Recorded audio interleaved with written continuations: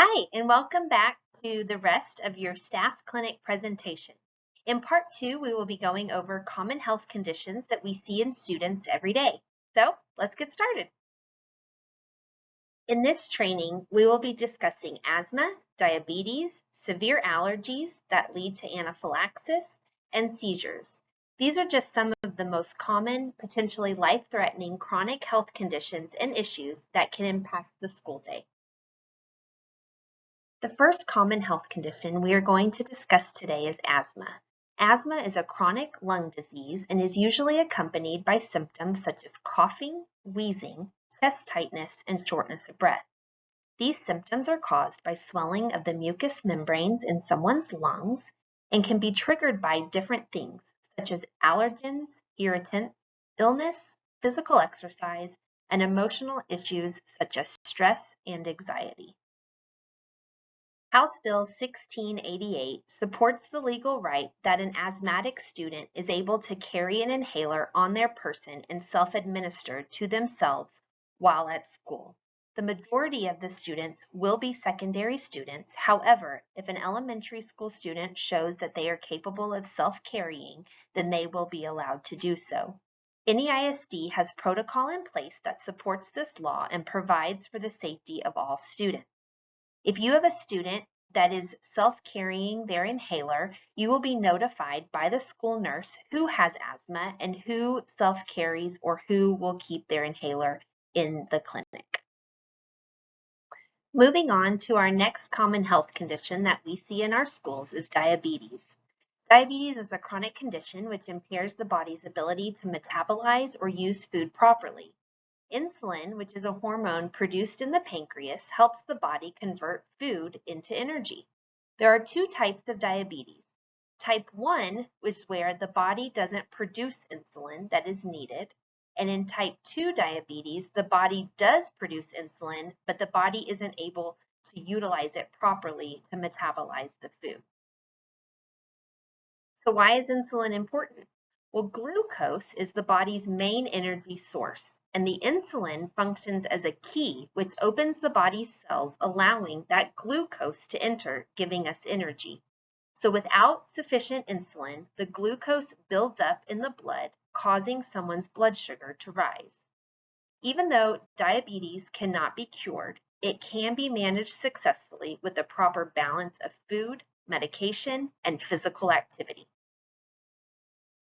During the school day, a diabetic student will need to do some or all of these procedures.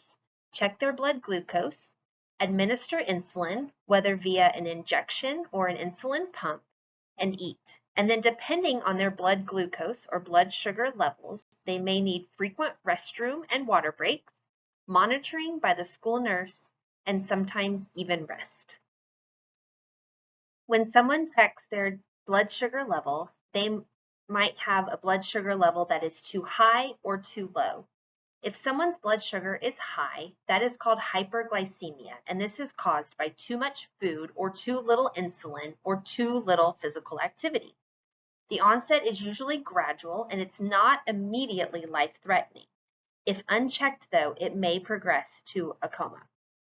Symptoms of hyperglycemia or high blood glucose include extreme thirst, frequent urination, hunger, dry skin, blurred vision, drowsiness, and nausea. The opposite of hyperglycemia is hypoglycemia, which is low blood glucose, and this is caused by too little food, too much insulin, or too much physical activity. This is a sudden onset and is imminently life-threatening. It may progress rapidly to extreme lethargy, seizures, coma, and even death. Symptoms of hypoglycemia include shaking, weakness, fatigue, sleepiness or tiredness, slurred speech, headache, hunger, dizziness, impaired vision, confusion, personality changes, sweating, and anxiousness. It is important if you notice any of these symptoms in a student with diabetes in your class, you immediately notify the school nurse. House Bill 984 allows a diabetic student to carry their diabetes supplies and equipment on their person and to monitor their blood glucose levels and self-administer insulin during the school day. Any ISD has a policy in place that supports this law and provides for the safety of all students. You will be notified if a student in your class has diabetes and is allowed to self-carry their medication and equipment. There are different levels of diabetes trainings described in House Bill 984.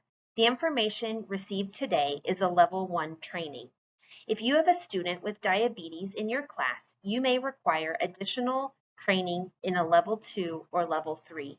If such training is identified, you will be notified by your principal and your school nurse to complete the additional, more in-depth trainings. Okay, moving on to the next common health condition that we see in our schools is anaphylaxis. This is a serious allergic reaction that is rapid in onset and may cause death if not treated in a timely manner. There are different agents that a student could be allergic to, which include food, arthropods, exercise, and idiopathic, which are unknown triggers.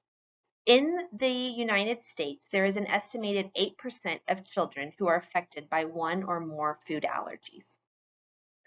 Allergic reactions that can lead to anaphylaxis have symptoms that can affect multiple body symptoms. Please take a moment to pause this slide and read through the symptoms listed here. The multiple body symptoms that can be affected include the mouth, throat, nose, ears, and eyes, lungs, skin, and heart. The first line of defense to treat somebody experiencing anaphylaxis is an epinephrine injection. This injection should be administered immediately and EMS will need to be called.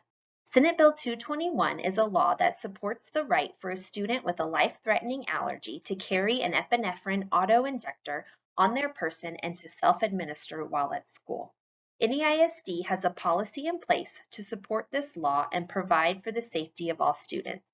If you have a student who has an EpiPen or epinephrine injector that they self-carry because they have a diagnosis of a severe life-threatening allergy which could lead to anaphylaxis, you will be notified by your school nurse and any additional training will be conducted.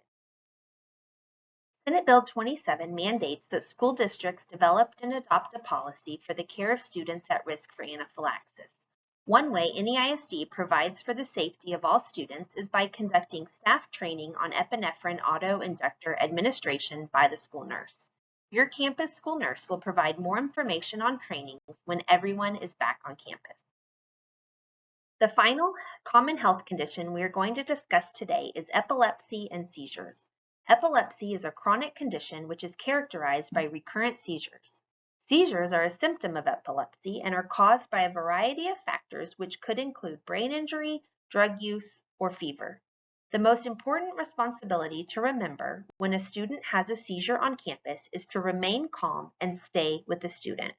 You will then call for the school nurse who will then come and help continue to care for the student. There are 3 different types or characteristics of seizures. If you have a student in one of your classes who has a history of seizures or a diagnosis of epilepsy, you will be notified by the school nurse who will then discuss in greater detail which type of seizure you can expect. The types are tonic-clonic, complex, and absent. Please take a moment to read through the different characteristics of these types of seizures. I want to go into a little more detail about tonic-clonic seizures or grand mal seizures and what to do if a student is to have one in your classroom. You are going to, as always, remain calm and stay with the student, clear the area of other students, and whatever you do, do not try to hold down or restrain the student having a seizure. Remove objects that could potentially cause injury that may be around the student. Cushion their head if you're able, and if they are wearing tight clothing, you can try to loosen it. Turn the student on his or her side and do not put anything in the student's mouth. If a student is experiencing a tonic-clonic seizure, you will always want to make sure you notify the school nurse. Please make sure that you note the time that the seizure begins and what time it ends. The school nurse will then determine if and when EMS needs to be called based on a student's seizure action plan and/or by using their nursing judgment. EMS will most likely be called when the seizure lasts 5 minutes or more, if the student does not have a history of seizures, if the student is slow to recover or experiences a second seizure, and if the student experiences difficulty breathing after the seizure, and if the student presents with illness or signs of injury. And that's it.